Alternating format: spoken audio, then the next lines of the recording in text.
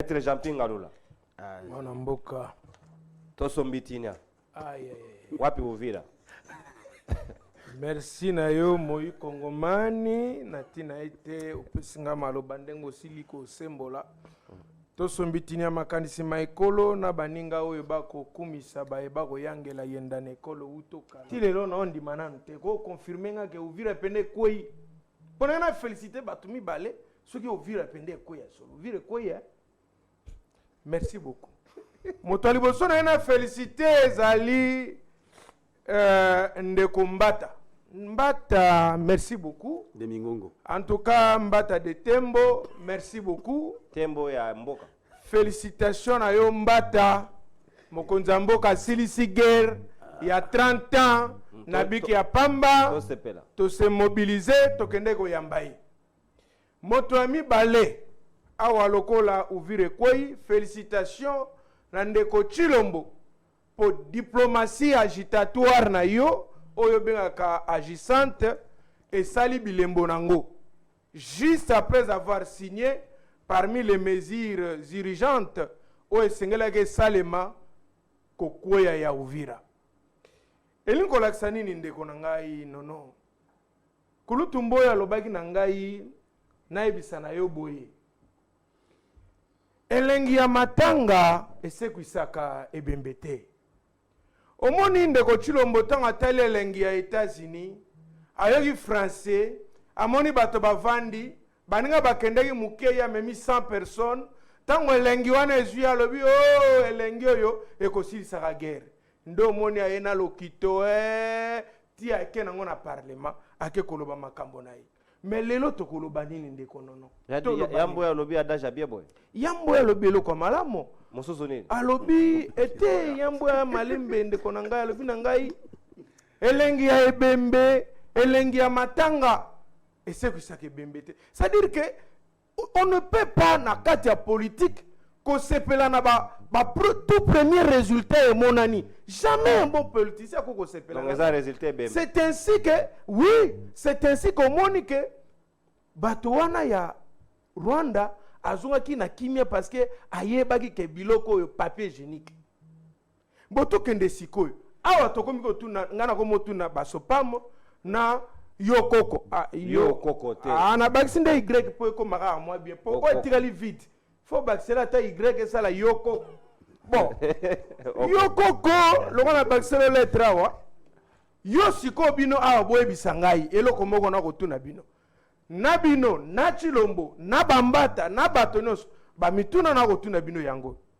Awa Luanda, processus à Luanda, EPC 0, échec. Processus à Nairobi, EPC 0, échec. Processus à Doha, EPC 0, échec. Processus à Union africaine, 0, échec. Processus à Washington, EPC 0, échec. Sur terrain, militaire na biso, spécialiste na repli stratégique. Bango en tout cas, so monika mundu tata repli stratégique. To battre la peuple. To battre la peuple. Repli stratégique. Peuple anti monde. Repli stratégique, batikalo sundola mondo ki na se, basundoli teni na se. Wana repli stratégique ou fuite devant l'ennemi. Ngana ni bo pesa ngo komwe kokina yango. Si. Ils allaient fuite devant l'ennemi. Pourquoi tu as engagé à penza bosti? Oh, na lobby hein. Yo. Parce que depuis que soit solo bien maître Jean-Pierre, en réalité même l'armée rwandaise en dans makasité. Na kozo bunda penza. Na zo peso matière. Na on démarrer mission za kimia. Botuni question. Rwanda zo kozwa M23 zo minduki wapi? Mais arsenal militaire nyonso zalaki concentré na Uvira. Na Goma. Na Goma non. Tango ba militaire na biso basali tout à Mousia Zaza. Batikeli bango. Batikeli bango bazu yango. Qui ne sait pas que tu dépenses qui plus de 2 millions de dollars 2 milliards de dollars pour l'achat des armes. Et ça dit quoi? Ah bon? Ah mais oui. To somba mindu ke belé je vous dis. Nous sommes que wa avion de guerre banin to somba ki ba sokola to tout ce que nous tout ce que l'état congolais somba yango Rwanda yango M23 a récupéré yango. Et tout ce temps, tout ça, la distraction, il y a un dialogue comme Atako Kita. Ils ont formé Batako utiliser Minduki wana. Maintenant, basilisi bayekoli bakangi bakomi ba se mettre en pratique. Maintenant, qu'est-ce que nous allons dire maintenant? Armée Zosundola Minduki na se kimi na teni. Gouvernement koto et pas inabiso. Nous avons pris des mesures. Batailleur na ba mensonge. Nous avons pris des mesures. Attendez. Nous sommes dans une stratégie. Non, Wazalon dans le but de dévaler une stratégie. Bonne stratégie. Vous là, vous avez quelle stratégie? Mais vous savez que les gens vont couper dans monsieur, beaucoup déplacés. S'il vous plaît. Il faut pas compatir. Yo compatir. Yo compatir, s'il vous plaît. S'il vous plaît. Ah, papa, tika biso to vendre. Dialogue boboy. Parce que finalement, to lingini. Processus union sur notre tanga, zéro. Sur le terrain, les militaires, les spécialistes en repli stratégique. L'État congolais a doté. Nous avons tout le monde qui répondre. Il y a des soldats qui sont à l'Est. Bon, mais quand on répondre, bandeko. Bozo bundana ba koni, to bozo bunda vraiment na minduki. Baninga ba beti mondok. Vu les autres ko yande konono, attends moi kufite. Donc aucun mort de part et d'autre. Ni côté ya ba militaire congolais nani. Nani tangu vire koyo yoki nani akufi ya ba militaire na biso bileza combien? Finalement ndeko nono. Yebisa nazolo baba militaire un témoin qu'il est. Ils ont combattu. Oh ndeko nangai yo lobana ye. Lobana ye, lobana ye. Sala kimia. Oh ndeko nono. Quoi va dire que non vous autorisez les deux autres. Non des autres. Lobana ye tika. Lobana ye atika c'est mon temps. Et monsieur alongo kuna. Sala kimia. Mosaka. Votre théâtre. On va faire Tika théâtre. Tika. Oh, Nestor. On met les whisky à voyager. Non, c'est ça. C'est quoi ça? C'est la kimia. Oh, monsieur. S'il vous plaît. Il faut arrêter. Monsieur. Retire ça. Tika ye. Yogana bisala. Tika. Tika. Konono. Tika nayebisa o lisusu pe ko rappeler na peuple congolais eloko babengela mwana mboka Vital Kamerhe traître yango yo parce que le chef de l'État tout autour na ye azaka na ba vautour batoyo baye kolia nyama basi babomi ndeko Kamerhe atombola mongongo liboso ata ya opposition lokola moyeko lo Congo pe moko ya ba natif ya est lokola MONUSCO oti ko pesa rapport ete baye M23 bayali na mandoki kolekata Nations Unies e ali tango pona biso lokola bazana na bunagana to solola na bango yango na ko pesa longonya penza makasi pa ya nokomboyo po alobaki yango na émission alobi esengeli na tata mokonzi ya mboka kopekisa ba communicateur mususu ba komema lisanga te okati ya mboka ezali Floribea ezali ndeko Floribea na pekisi baninga basusu parce que ezali na ba communicateur oba yaka kotia mafuta kamera za traite bon na mutuna na zai komituna aza traître na nini il a trahi qui?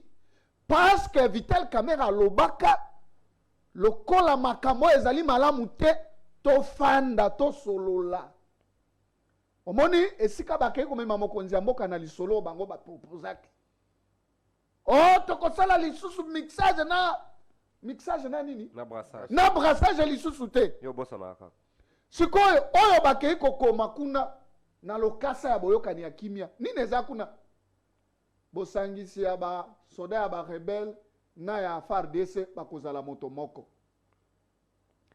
tale sika to suki on a cherché tokende koluka moto moko ya zali na mpifo makasi oya kopamela M23 nanga soko tali maeba ko réclamer est-ce que nanga akoluka ba carré minière na ye carré minier na ye soki lelo bavara yango bakoma ebele likambo te na ya bato faute na Congo to lingi sote yango ezomema biso na ba perte ba territoire eza lokuta ndeko eza likambo ya organisation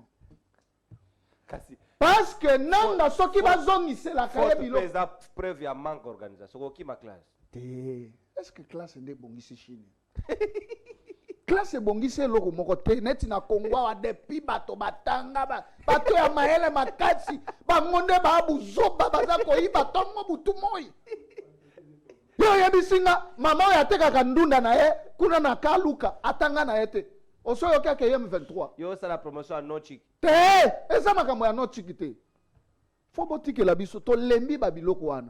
Belge ayawa akosa biso alobi pour réussir na vie faut que les classes eya biloko alokuta awa ye auti koloba ye no okoko yokoko yo outi koloba olobi ke azela na baselo y te papa mabeza wapi papa na bosela y na tie te ndeko na sungi yo te yokoko yo yokangai ndeko na ngai na basi y te zwana bongo to avancer yokoko olobi na biso ke nyonso komeli biso lelo ezali matoi mangongi ya bayiba kokamba biso boji ya INC kamere na kati ya union sacré yo na kati ya union sacré Tshisekedi na bino na union sacré matoi mangongi nani tata na ngai matoi mangongi c'est-à-dire tu parles au chef de l'État et si tu parles au chef de l'État za matoi mangongi c'est-à-dire ozo komela biso lelo qui est responsable moto matoi mangongi to tato ya ngai ngalola monsieur faites attention tu viens jouer ici ogangela nani donc bato bazo kufa kuna baza bantaba lorsque nous vous avons dit kobanda bunagana ke bato bazo kufa bogelaki biso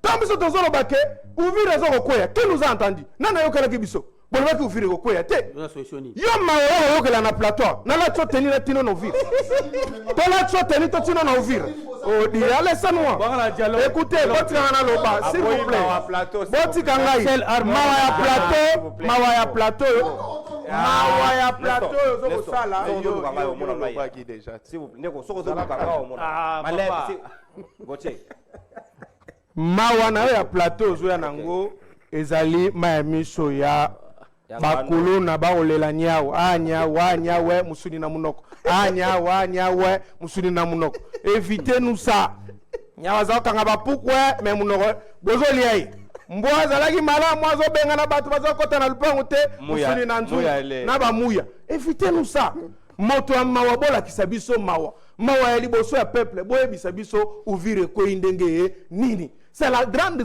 question aujourd'hui qu'on doit se poser. Ndeko nono. Oyebi likambo toza nango na yoki yokoko alobi boy. Alobi 18 ans mobimba batikaki armée faible. Epola. Mais écoutez, ndeko nanga toza ba politicien, Bible lobi ajoutez à votre foi la connaissance. Kene ko apprendre bête même na Google na yowana combien de temps on peut former, n'est-ce pas? Bataillon ya makasi pour Namboka. Peut-être on a c'est 18 mois sur le c'est 18 mois. Bozali na 7 ans au pouvoir. Celui aussi combien de 18 mois combien on va former bataillon ya makasi. Ezali wapi. Je vous ai toujours dit Namboka mon côté na mokili ba généraux ba bundaka guerre de konono. Jamais. Nous sommes l'unique pays au monde où Batindi général quelque part à Kenokobunda, général a échoué à Kimi. Totinda scout militaire, Totinda sikawa nani. Ngwanda lobby Mobutu atinda ba généraux atamoko akomate. Mais nous observons toujours attaqué dans l'œuf. Les généraux normalement babunda kana bangote. Alors, problème tout ça dans le 18 ans tu répondre na lobby na yoko koke 18 ans ozoko mona ne reprochez pas Kabila. Kabila est mauvais, j'ai toujours dit ça. Kabila est tellement mauvais, j'ai toujours dit ça. Kabila tiki armé à Mabé, oui, je suis d'accord. Mais qu'est-ce que vous avez fait, mon ami? Bon, ça, parce que dans 18 mois, on formé combien? Les autres tomatos à la bataillon, au moins 7 bien formés. Nambo Kanabiso, et Zali Wapi. Vous êtes aussi des responsables, mon ami. Maintenant, aucune de vos chilombolo, la bison, tu as tangi à corte. Tu l'as motangi à corte. A tellement on a discours sur l'état de la tension, de la nation. État de la nation, état de la tension, parce que aïe ko se plaindre le la biso. Oh Rwanda respecté. Bon sika le Rwanda respecté. Chef de l'état siko to sala nini. Et le banango wenu bosembe bunda. Qu'est-ce bunda te? Comme tout est union se échoué. Bunda. Mais sa question, réponse tango za nakati accord, yoka accord elo ko lobaki. Ndeko chilombo disposition accord lobaki boy. Soki Rwanda to cité, soki yopo to cité, disposition accord lobi boye. Ya on a remarqué que tanga ki accord te. elobi boy. Le présent encore, dans le chapitre 8, disposition finale, deuxième alinéa. Balobi boy. Le présent encore peut être résilié à tout moment par l'une ou l'autre partie sur préavis écrit de 60 jours transmis à l'autre partie. Si le chef de l'État, parce qu'ici, comme on a le droit de théâtre, si le chef de l'État constate exactement que le Rwanda n'a pas respecté les clauses du contrat ou de la convention de l'accord, la bonne des choses à faire, c'est recourir à la théorie de l'acte contraire, qu'on appelle aussi la théorie de parallélisme des formes et des compétences. C'est-à-dire, comme celui qui avait signé, il n'a qu'à aller résilier l'accord. Dire clairement, en tout cas, ça n'a pas été, alors on a résilié le contrat. C'était ça la moindre des choses à faire. Nazari Kolobani, le dialogue, oyo boboyaka, oyo bobengaka kamere traite. Ezali nzela moko ya moto nyonso ifo tokota na bato wana. Moni bato ndenge ba officier. Omoni bato ba officier bakotaki lobi mpona kokende Kalemi. Bato wana tobenga ngo bato ya dialogue. Biso nyonso na kati. Biso nyonso na kati. Nanga yaka. Kabila ata ndenge ba condamné à mort. Nde omonaka garçon ya aza na prison, il faut bakanga ye bien. Mutamba. Mutamba. Il a créé beaucoup de problèmes. problèmes. A créé makambo ebele na président de la République. Akanga ba président. Akanga ba généraux, mais finalement mboka oyo vraiment na ndeko Japi oyo yebi droit malam boye bisaka biso nanu droit ya ba militaire na ya biso ba civil, est-ce que ça ndenge moko c'est quoi? Vous avez pris un avocat aza mote kindunda te aye kokoma ministre ya justice tala makambo atikeli chef de l'État, pas n'importe quel avocat asumbana nganda babengana ye na baro à Congo central pour raison d'indignité, tout ça parce que bozo ko gérer mboka likolo ya satima. Oh, bonsoir, aza mutu ya kabinda. Oh, mais finalement, mboka oyo vraiment dialogue, oh, bobengaka kamere traite. Bolinga te tokokende yango. Soki tokende yango te, etalibi. Mutu na mutu akosibire conséquence. Netinga, nazana visa te, na ebike na kokatisa na nga Brazzaville na. Oh, kibani. Mais sikoyo soki. Lokanisi nanga soka ya wa kobikisa na. On a un problème là-bas. Na salela ka bilan ndenga bomi. Non, c'est ton droit, tu es citoyen congolais. Moto a bomi makila ba congolais azamo bomi. Ba oyebi. Faut pas avoir peur de quelqu'un. Moto ya makila tikala ka ya makila. Alors, moni ata ndenge tozana gouvernement. Tala bato basima makila bato. Ba kopesa un ministère zéro. Asala bo. Pour makila bato zo réclamer. Lieutenant. Ministre ya transport. Nani? Yo moko yebi komona. Ozomona, c'est-à-dire bato wana basana mawa ya bato te. Lelo dialogue o boboyaki o bosalaki ba champagne o to oti ko sala boyo to. Lelo dialogue eza nzela ya moto nyonso. Non comme boyo. Oui. Moni dialogue o zolo bana. Oh, biso to proposa moto ali bosa proposa dialogue na mboka we. Na régime to zali kombo na ye ezaka vital camera. Fayula ye après. Bino dialogue bo proposaka ezalaka ya kozwa ba poste. Yango na yokaki atande konanga sopambo alubaki ya. Soki to sali dialogue na Fayulu kaka. Est-ce que bisimu akotika bitumba? Te. Soki to sali dialogue na Sesanga. Est-ce que nanga akotika bitumba? Bandeko. Ba revendication ya batoyo. Eyebani te. Est-ce que to kokozongisela nanga biloko na gouvernement zwaka? Est-ce que c'est gouvernement? Bon, nanga lo bagani. Abi batu monde baboto la. Bazongisela ye. Mais likolo ya babiloko moko ya mokilo ya bato bako kuva mikolo nyonso ndeko nono. Nanga za koboma bato mikolo nyonso. Likolo bazwaka biloko na ye. Mboki abomi batu bazongisela ye. Et puis omoni pourquoi na lobaki ba surveiller Mutamba na prison. Mutamba nde ye ko condamner nanga bandako ya nanga nyonso bazwi. Lelo bato na Uvira bakufi ebele. Pour la décision à Mutumoko. Pour la décision à Mutamba. Mutamba ministre de la justice akangi biloko ya nanga. Mais mboka oyo tokobanda ko gérer ngo bongo. Nazonga MP na yokaki o 18 ans bandeko. Mboka oyo première fois to mona moto azaki général na pays mususu. Ayeko kuma général na Congo. Ezaneleko ya bandeko Floribert. Chef d'état-major. Chef d'état-major. Kawa na ngongo toko solawa Kagame a élevé comme conseiller militaire na ye na makambo etali bitumba. Non. Parce que yebi yenda ko pesa ka information ya ndeko non. Kagame est déterminé de faire la guerre. Tikana yebisa yoke ndeko James Kabarebe ayebi Congo malamu koleka ndeko Mboyo. Wana zokosa. Ouais. Yo tambola na Congo ke dawa. Mutatala carte auta de l'est à l'ouest yo tambola. Yo tambola wapi oke dawa. Kola na mboka. Okola wapi? Okola na mboka nini? Na yo kamuya pe alobi otika ozaki creuser soki na mbujima ezo. Ne rappelez. Ozalaki na bakwa dianga wana ozotimula kuna na Malibulu. Wana saba théâtre na papa. Na yebi sio ke James Kabarebe ayebi Congo koleka yo. Zala kimia na loba na ndeko na ngai lobi ke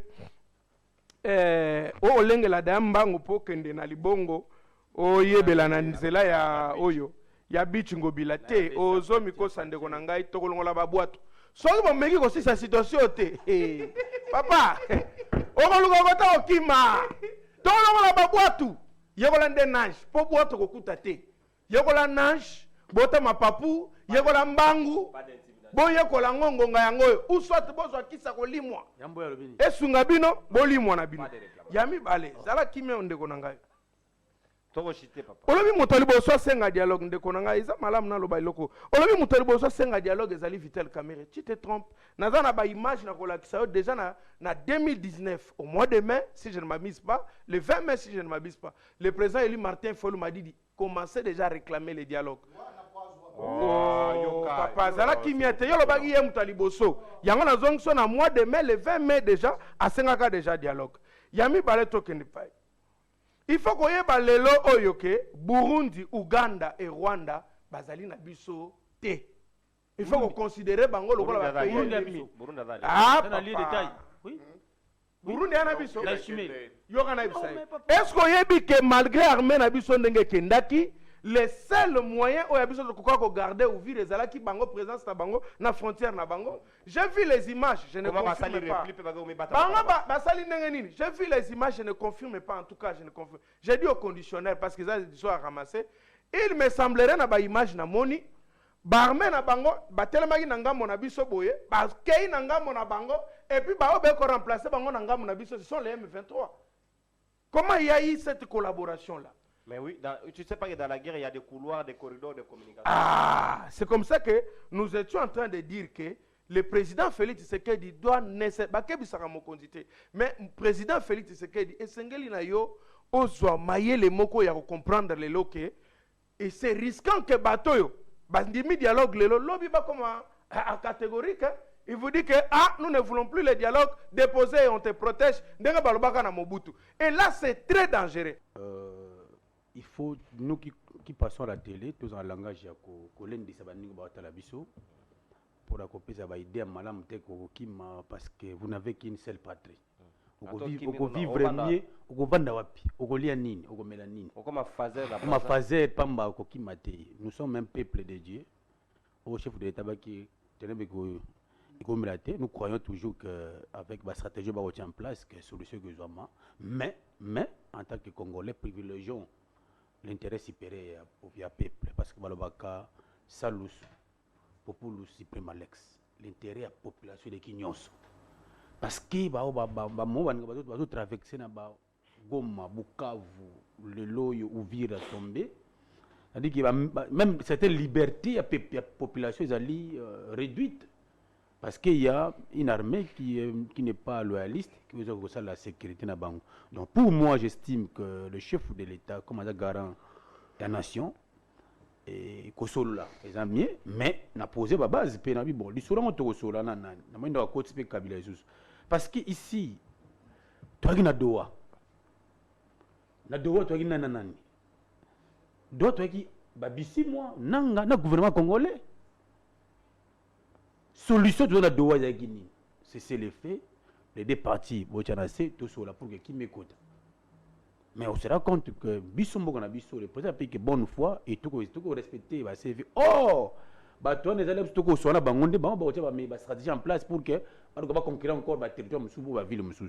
Et aussi à notre armée, c'est le moment à côté parce que si les bateaux bateau va côté, il y a même que notre Donc ils ont l'obligation de voir et de défendre les partis pour que les bateaux soient cotatés. C'est le devoir le plus sacré. Parce que comme on dirait, mais oui, c'est ça. La conséquence de la guerre est étape nyonso. Il faut pas la sur la tête. Mais tout le monde a compté. Quand vous voyez l'histoire, plus de 30 ans, on sera victime de bloc à Marco. C'est ce qui passera. Mais celui qui vient aussi connaître les mêmes sorts. Il faut tout en face pour que vraie cause des années, pour te trouver sur de manière définitive. Si Kagame, peut-être que soit à Washington entre deux États, tu signé accord à Washington, l'Obinango, le M23 va progresser. C'est-à-dire que l'analyse même que le M23 va dépendre directement de Kagame, on ne va pas saboter sur Kagame. Non, c'est qu'on comprend. C'est que c'est stratégique. Jek Zeng, voilà, il y en a dans deux temps, soit Ezali, Jek Zeng, Tinika Tchakal. Tout solo lui, mais. Parce que le discours à Kagame, il a déjà prédit ce qui adviendrait. Abi président Trump, il a signé à Ezasus du Kamunayo, le bébé Zanganaye. Et si c'est un message fort. Ici, il faut biso. C'est le plan interne aussi. On y bateau, le chef Azali, chef, il a besoin de bateau, capacité à chef de conseil pour que le chef de l'État à mettre en place. Là, tout le monde va dialoguer. C'est le plan interne. En tout cas, pour moi, il une urgence. Mais n'habitez, ce que tu as au coach, l'histoire se met à deux parce que ici, il faut Nangazala, Obi Kabila Zala et autres. C'est compliqué. Ça va continuer un mouvement. Il n'avait plus de choix. Qu'est-ce qu'il pouvait devenir encore? C'était un produit fini. Un produit échec. Bon, ok, mais ceux qui sont les nationalistes, nous croyons dans l'isolo, nous croyons dans sens élevé aux militaires pour que va mettre hors de l'ennemi. D'abord, va repousser Bango. Parole à repli stratégique, il faut ils en stopper pour le moment. Faisons aussi face à ces gens-là, on appelle une résistance. Comment vous avez vu vivre à Boé? Na pété à Boé, puis mando qui bétité et va continuer avant. Et c'est là où je dis maintenant qu'il faut une autre stratégie pour que tout avance. Nous devons parler, nous regarder en face. Non, nous devons parler, tout solo lui. D'autre part aussi, notre armée doit être à la hauteur pour retirer hors état de nuit. Aussi, nous devons dire que RDC est abandonné. Non, notre pays n'est pas abandonné. D'ailleurs, et c'est de côté on a vu ce qui est abandonné, parce que comme quand même, il y a quand même certaines avancées. Mais il faut dire peut-être que certains pays limitrophes ont une bonne relation avec Bangote. Parce que nous avons route.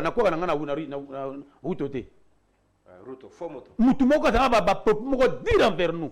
Mais d'autres pays, le Burundi, on a des bonnes relations. Mais là, il y a une frontière pour peut-être d'autres stratégies. Et là, il faut que tout le monde atteindre l'objectif. Le cabinet géré pendant 18 ans son temps. Au salaire, c'est l'étanaï. Maintenant, on se rend compte de Bandeko, parce qu'on a un souci à pouvoir caca. Pourquoi? Or, Kabé devait être considéré comme un sage de la République. Il n'y a pas un Congolais plus Congolais que après, de la même manière, ils ont eu le goût de pouvoir. Tout le monde, mais oui. Nous avons peut-être des capacités pour les Kabango. Mais avant tout, nous avons bandé la place à l'Obéli armée. Non, si je ne m'abuse pas, c'est depuis peut-être 1992 ou 80 quelques la Coupe d'Afrique. Mais au moment où à chaque fois RDC équipe il y a Léopard ce qui ont bêta Tokumi Sakango Kaka. Mais équipe il y a Léopard et décevra biso plusieurs fois. Là Sénégal a péto. Plusieurs fois. Oui. Mais au moment où quelques jours Léopard a bêta au moment où Mututu drapeau ya RDC soit à n'habiter micro ça va. OK, super. Donc il y a des mètres, faut tirer la mesure là. Ah oui, ça c'est bien. Surtout. Alors, donc, au moment on a toujours que tu as toujours drapeau na biso to chaka liboso. Jour où on a beaucoup de personnes ezalaza na ndaku, ezalaza wapi. Au moment on a kakake azawana de guerre avec nos léopards. Ouais. Mais c'est le contraire na ba militaire na biso. Peu importe la situation. On ne peut pas commencer à décourager l'armée, nos militaires, surtout que pendant que la situation est pendante. Surtout que pendant que au moment où ndenge tozali boye la situation nyonso ezali au rouge et quelqu'un va passer facilement na plateau ya télé pour na koloba ke armée za ya kobeba. Mais c'est la même personne qui a dit que non ndenge zana batu bazokamba biso baza matoi mangongi. C'est comme il a dit que le chef de l'État zali matoi mangongi. C'est ce qu'il vient de dire. C'est parce que yé mutu azokamba biso. C'est le chef de l'État mutu azokamba biso. Et deuxième cas, il nous dit que l'Ouganda n'est pas cité. Batikala ko pointer maboko te. Mais olingi nani a pointé Ouganda maboko pendant que tozana mutualisation de forces tilelo avec les IPDF. Batikala ko kata yango te tilelo mutualisation de forces continuaka. Et maintenant ngana ko migo mituna ce qui réellement tuye ko luka nini awa. Ndeko non. Na chaque évolution technologique RDC ndazalaga au cœur par rapport à la ressources au bisotozanango. Parce que je pense que c'est là où je dois commencer. Les lots, il faut le dire sérieusement que cet accord signé dans Washington et qu'on apporte solution mon côté. Et ceux qui trompent à Salaki Yango, il a fait ça à dessein parce qu'il sait que et vous avez la revendication na bango na ba jours à venir. Ça veut dire quoi ndeko non? À chaque évolution technologique, RDC Moutazalaga au Caire. Soit il faut tangisa makila, ma population nae, soit il faut un événement moko majeur au egoya pour détruire mboka na biso. Mais le moment où nous parlons de Gononon, toza face, il y a un impérialiste na ba puissant. C'est-à-dire quoi? Ce côté na évolution ya monde lelo. Au moment que ba pays où ezali ba puissant ou ba grande puissance, bazo lukana entre bango. Au moment que lelo au moment où tozo betali solo, c'est presque tous les pays. Il y a ba grande puissance ya monde et comme il déjà ko boudé pe ko pointer États-Unis maboko. Mumi misapi. Donc à tout moment les États-Unis peut être attaqués na ba guerre mususu ekoki koya. Déjà Russie à la kisi États-Unis qui a so banga été, la Chine a communiqué ka pe pona koyebisa les États-Unis que en ce moment ils ont lisusu ba étape ya kalate. Soko zui ba Corée du Nord, ozui ba Japon, ce sont les pays qui se sont organisés pour na gocha n'est-ce pas États-Unis mutu nase. Et biso RDC tozana ba ressources stratégiques ya monde.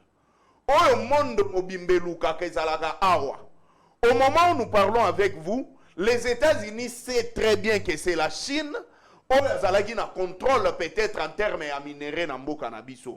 Et pour tromper la vigilance, il s'est fait ami de Félix Tshisekedi pour que va aboutir na bêtise au na États-Unis. Permettez-moi que je puisse appeler ça une bêtise parce que nous avons signé quelque chose pour des raisons de paix, mais jusque-là, il n'y a aucune paix dans le cannabis. Donc, Donald Trump nous a amenés dans une bêtise.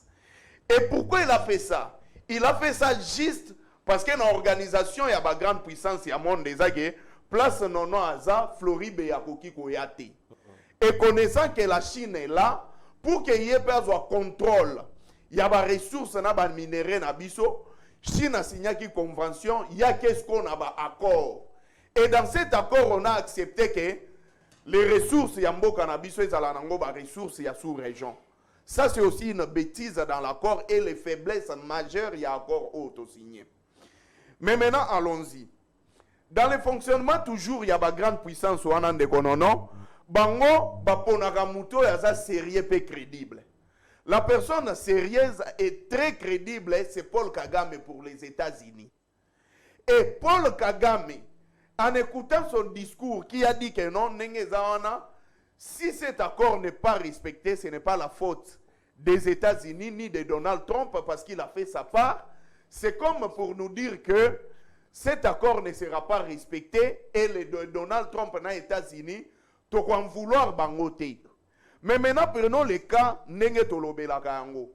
On dit que les M23 sont les supplétifs du Rwanda. On dit que les M23, ce sont les patins du Rwanda.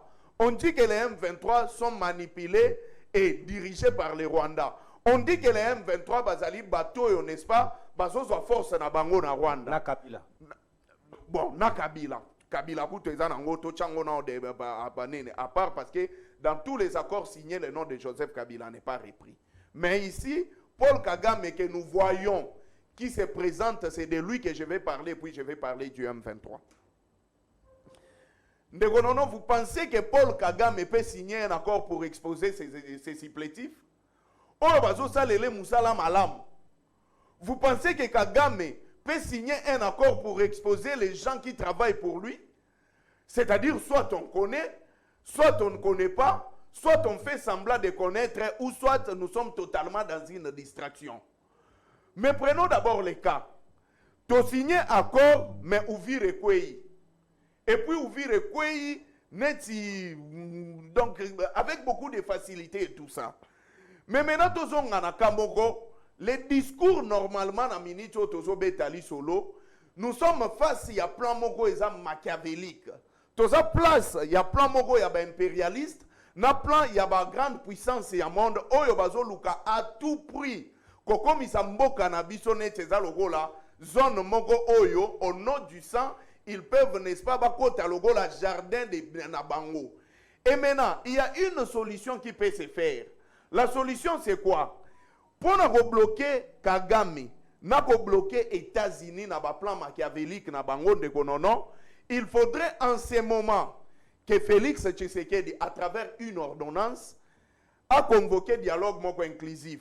Mais je l'ai dit, et je vais vous dire, de là, on a ce n'est pas à négliger.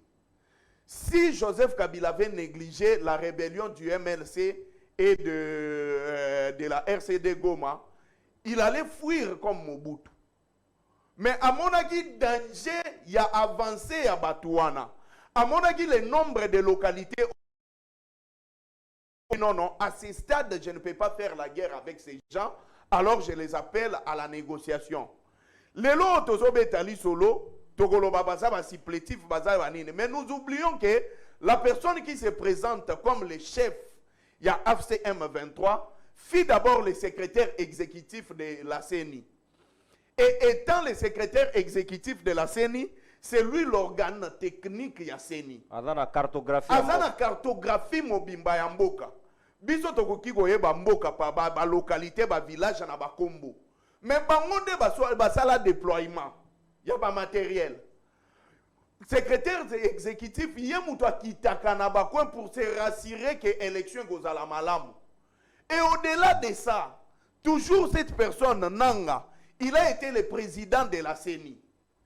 Il connaît le pays à Ebi ba place oyo en termes soki tolingi to kende par bateau, ba côté boeza navigable, côté boeza non navigable.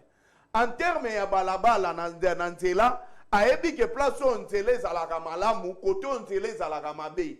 Pona kokima nzelo il faut kozwa nzela boye. Donc nous sommes face ya muto yo bena ba yebi pena mboka na biso malamu. Et ces personnes sont bazana appui ya ba puissant.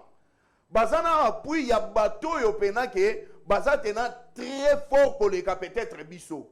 Et ce qui tolingi tozonga pona komona que les États-Unis n'a pas joué le vrai jeu. La MONUSCO ezali branche ou département ya États-Unis, ya Nations Unies. Mais batouana bazalaki awa na mboka oyo pe bazali. Ce sont eux qui nous ont dit que non n'engezana M23 bazalina armement moko sophistiqué. Bazana minduki oyo ke même biso tokokoka ko s'affronter na bango te. Mais ceux qui tolingi to kende pa itozonge pa ndeko non. Les armes sophistiquées, nous connaissons les pays qui en détiennent. Nous connaissons les pays où bazana minduki ya ba forme wana. Usage recours ya armes chimiques. Justement. Pourtant ils sont conventionnels. Justement. Et Tali solo oyo, c'est en ce moment que... Et ça, même la communauté internationale n'a pas condamné le Rwanda. Je vous dis... Pour ça. Je vous dis... Donc on va là pourquoi Koufané Bali. Mais toi qui n'es pas itozonge pas non. Vous pensez que les Rwandais Manduki naye azaka kazo pesa kazo pesa yesto que si la gâté Manduki yango ya Rwanda pays muke bongo ya pesa kaka Manduki azoka bakaka Manduki si la gâté, c'est-à-dire qu'il y a un renfort en dehors du Rwanda qui va présenter Gabiso neti pays ils ont soutenir Batouana, mais il y a des puissants. Raison pour laquelle je l'ai dit ici, à ce stade, Nenge Tozolo Bayango, ils ont tenté, il y a Félix Tshisekedi, Abo Yarotala, Joseph Kabila. Ils ont ngongate, oh Félix Tshisekedi, il faut boya kotendre lobo kona na Martin Fayulu. Ils ont momenté, oh Félix Tshisekedi, il faut boya koyoka voya sesanga. Ils ont momenté que oh Félix Tshisekedi, il faut boya koyoka mungongo, il y a Moïse Katumbi, ou bien il y a qui que ce soit pour la solution. Parce que si nous ne le faisons pas, si nous ne dialoguons pas, c'est la solution où il faut mettre États-Unis et Rwanda en difficulté, ou bien où il faut comprendre, freiner le plan à Bango, et la place où Félix Tshisekedi, il faut attendre le bongo, attendre le bongo na bisimois. Merci. Parce qu'on ne peut pas demeurer na Kamoko Boé, c'est comme si tu fandi awa, tu sobetali solo, tu yebi réalité, tu yebi ndenge bandaki, puis tu yebi pendenge koki ko se dégénérer. Et à ce stade, au moment où tu sobetali solo, que bazui Ouvira, ndeko non, Ouvira est à la frontière na Burundi. Oui, oui. Le président Burundi a le Burundi est Kangi frontière, la population a la débandade minute. Mais c'est ça. Or, leur président Yoweri Ndayishimiye Evariste azalaki wana pendant que Tozo signé accord. Et c'est d'ailleurs lui qui a parlé que non, l'accord signé, c'est une autre chose. Mais mettre en pratique cet accord, c'est aussi un autre problème. Donc, moi je pense que non. Merci Floribert. Tozan attend Oyoke, si le chef de l'État veut trouver une solution. Je lui propose une solution. La première des solutions, il faut que tous les parlementaires debout à IDPS, Kochabango en prison. Oh. Pourquoi? Non, ma propos na bango est trop belliqué. Contre les acteurs de l'opposition, c'est de la même manière ma propos. Il faut interdire na ba communicateurs tout à IDPS parce que pas tous les communicateurs du pouvoir. Parce que les communicateurs sont aujourd'hui à AFDC, ACP, AREP, ils ont leur manière de respecter quand même moi, de conserver l'unité nationale. Mais aujourd'hui, divisé. Il faut le mettre. Il est vrai que Tshisekedi a cause de ma épée, le col à moto. Mais le col africain, na kutine de konanga ko bundana moto mosusu azali étranger, j'ai l'obligation ya okote la enano. Ici c'est le Congo qui part. Et ça va pas on a vu ça tin. Ti bo yoraka o ouvrir koi bo kansa manga. Tin. Et ça va mboka ezo koya. Et puis à la lire vont les choses. Tu comme na crise moko extrême. Na Kinshasa. Surtout l'opposition comme il y a un verre. Je vous dis, boye, donde naza nami, pondo zoko tepeka mba moto le kana ngonzela mo. Je vous dis bolo na bilanga, bande konanga boso mo ba masangu mo fufu maeza na nanda kote. Parce que tozo kota na crise moko ya makasi. Écoutez, je vais démontrer nani. Basa nini? Yoka na bisa yo. Le pays va bien. Na lobby toko na crise. Laissez-moi parler. Nazo démontrer crise wana. Faut pas qu'orienter makamnangai. Nazo koma na crise pourquoi? Bino yoso boyebi ke économie ya mboka na biso to budget ya mboka na biso quasi totalité ya revenu na ye ezo uta na makambo ba minéraux. Vrai ou faux? Vrai. Qu'est-ce que Congo central ebimisaka ya malonga na budget ya mboka na biso? Aza na mwa de port wana boye à part Mbasu na mwa Ntsafo ebimaka kuna. Elo on ya malonga za suskuna. Bon Mbasu za nekoro. Na lobi mais c'est pour te dire que il n'y a rien. Surtout que pas na bino na bandu. Congo central na bilo kebele. Ndeti nini o contribuer à la hauteur. Il y a des douanes, il y a beaucoup, il y a beaucoup. C'est même na lobi na yo kaka ba port. Écoutez, sois calme mon frère. Par rapport à la hauteur et à la contribution dans le budget de l'État, pourcentage à contribution dans le budget de l'État, il y a un plafond de mon côté, il y a un papa libulu moko ya minere mbongo ko bimisa na ndimi teke bandu na kotinda mikungu na ye na bongo bandi yo na Kasai yo tina ni Kasai tozotinda ba motard yo Motard. zomona te ba motard bako yino Kasai azo contribuer na ba motard Kinshasa azo contribuer na ambiance tozo ko perdre ba province oyo ebikisaka mboka etambwisaka mboka apora Kinshasa ezali ambiance ya kokola tobi makaka mukomboso déjà 1 heure matete bana babimi déjà na bar 1 heure 2 heures babandi komela ti tongo mukomboso c'est ça la contribution danse babimi sikuna bakobi na butu mobimba te tongo bameli na tongo boye balali. Vous comprenez? Donc, il y a un lobby dans Christ parce que tu as un problème, il y a mon solo libenga dans l'État. Et la population de Sibir yango. Et ça, ce n'est pas bateau régime. Parce que dans tout ça, Bidjo va prévoir, il y a 20 milliards pour la 2026. Nous te reconnaître avec la guerre. La province, c'est hyper riche en contribution financière, même économique pour Namboka Nabiso. Il y a un lobby, le reste de la province est Tikali. Congo central arobimisa kaka mbasuna safu okay na bandundu arobimisa mikungu okay na Kasai abimisi ba motara tindi na Kinshasa na Kinshasa arobimisa kaka ambiance. Alors tozo perdre ba province essentielle pour Namboka na biso. C'est là où je vous dis il faut faire beaucoup toza la mayele oyebi en 1960 tozoka indépendance politique. C'est ainsi que le pays est sans co-développer parce que nous avons eu l'indépendance politique et on se bat où on se battait chaque fois pour que tu aies obtenir l'indépendance économique. C'est-à-dire, tu comme indépendant, tu cultiver ma sangu, tu exploiter ma minerai, na biso tu transformer kayango, na ba produit fini tu tekaka. Mais à ce jour, na makambo tu sais que signé. Azongi si biso na deuxième colonisation. C'est-à-dire, oh liboso to salaki ya Belgique mususu, ya mi bala États-Unis yango. Alors que tozo luka tozo indépendance économique, lui va nous amener pour aller signer des histoires qui vont encore nous rendre en colonisation économique. Minerais comme il y a sous-région, minerais comme il y a États-Unis, nakati accord, aux autres accords, kobanana préambule, même à ta beauté, à papier, à accord, aux autres RDS a perdu, même à ta forme et écriture à ma camp.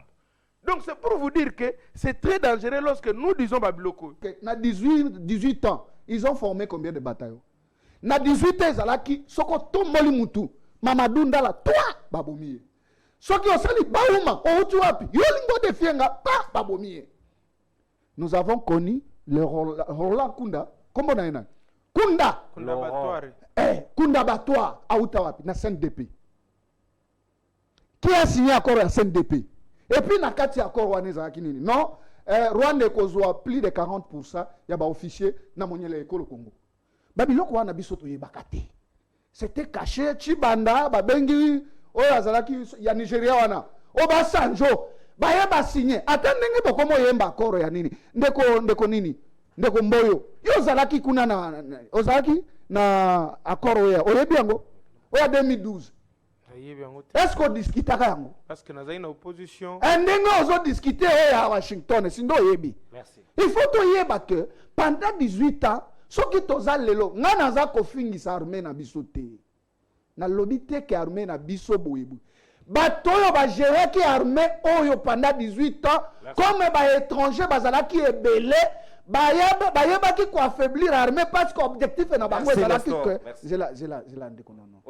objectif est na bango ezalaki que République démocratique du Congo et ma bolongo na se bazala na makasi te parce que mboka nyonso o balobaka état soki armée za makasi te eza état te. Merci.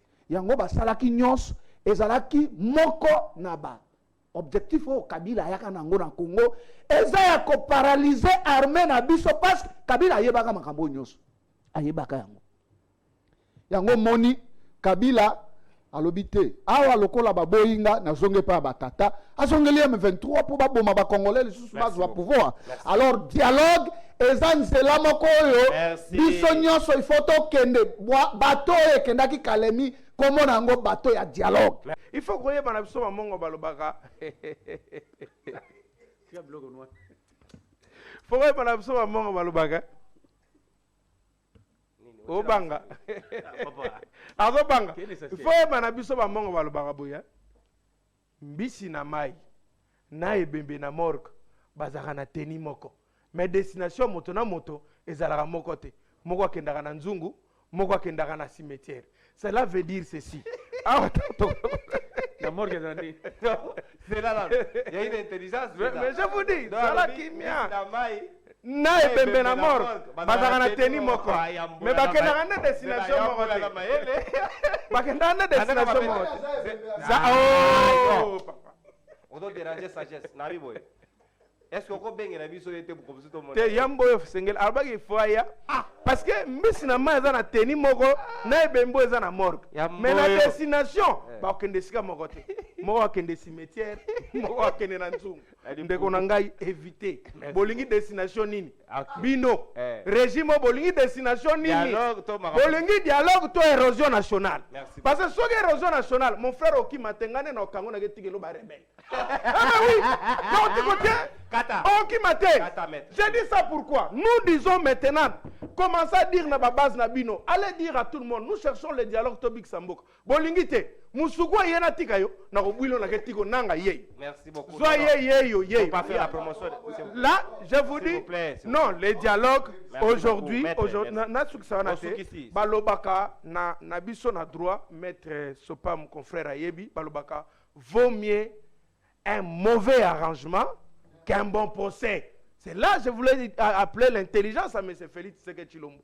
Pour le moment, accepte ne serait-ce un mauvais procès, un mauvais arrangement. Oui, Voilà. un mauvais. Accepte au moins un mauvais arrangement sikoyo. Ne serait-ce pas nous kimia, makamo monsuto, le reste va fonctionner ça biloko ya mokili. Mais que l'histoire n'arrive pas à retenir que ces là qui sous yo nde balkanisation salemaki to événement 97 eye kozongela lisusu na solution na mukuse sika po na mboka nga na osenga na Félix akabolela ba congolais ba jeune nyonso minduki na ba espace nyonso yo monguna ko kota kabolela bango minduki parce que maintenant Non, qu'on soit discours, c'est dangereux. non pourquoi je dis Non.